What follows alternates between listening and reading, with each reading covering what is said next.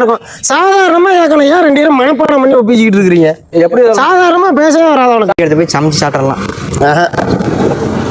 Cut பண்ணுங்க முதல்ல இருந்து. இந்த சூப்பருங்கிற வார்த்தை உனக்கு கிடையாது. சும்மா அப்படிதான் இருக்கும். அவ்வளோ இவர் மறந்துட்டாரு. கேஷுவலா போய் வராது, எல்லாமே கொண்டை வச்சு வறுத்து சாப்பிட்டோம்னா அப்படிதான் இருக்கும் அப்படிங்கணும். நீ வந்து அந்த அப்படிதானே கேஷுவலா சொல்ல மாட்டா, அப்படிதான் இருக்கும். அப்படிதான் என்ன அது வந்து அழுத்தி சொல்லலாம்னு பார்த்தா அதெல்லாம் இல்ல, அப்படிதான் இருக்கும். அது அழுத்தி தான் வருது, அப்புறம் அப்படிதான் இருக்கும். ஓகேவா? முதல்ல இந்த எல்லாருக்கும் டயலாக் ஞாபகம் இருக்குல்ல? வறுத்து சாப்பிட்டா சும்மா அப்படிதான் இருக்கும். அதெல்லாம் இல்ல, நீங்க உங்களுக்குள்ள பேசிக்கிட்டாலும் மைக்ல கேட்காது, என்னட்ட பேசணும். புரியுதா இல்லையா? அங்கிட்டு போய் திரும்பிட்டு நொட்டுது. நான் உங்களை எங்காக்க தானே திரும்பி சொன்னேன், அங்காக்க திரும்பிக்கிறேன். ஒன்ன பார்த்து திரும்பிட்டு நொட்டுதுங்கிறோம். இன்னொன்னு, மீன்கள் எல்லாம் நிறைய போயிட்டு தூய தமிழ்ல உங்களை வாத்தியார் பாடம் நிறைய மீன்கள் போய் கொண்டு இருக்கிறது. என்ன நிறைய மீன்கள் போய் கொண்டு இருக்கிறது? உங்களை வந்து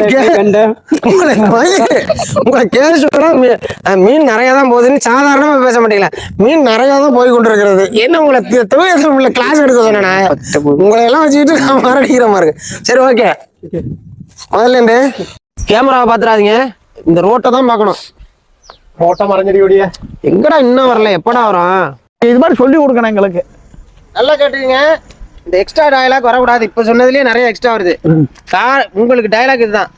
காரை திறந்தது தப்பு, கை இப்படிதான் இருக்கணும். காரை திறந்தது தப்பு, உள்ள பூந்து பொருள் எடுத்தது 2வது தப்பு. அதனால இவ்வளவு டயலாக் நல்லா இருக்கு. இப்ப நான் மறுபடியும் முதல்ல இருந்து என்ன திட்டுங்க, முதல்ல இருந்து. இல்லைன்னா வரவா? முதல்ல இருந்து வாரம் இங்கே நில்லு, பின்னாடி போ.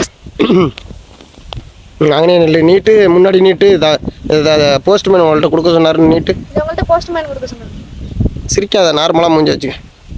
வாரத்துல ஆடு சிக்கிக்கிட்டு கிடந்தது. எதுக்கு சிரிக்கிறீங்க?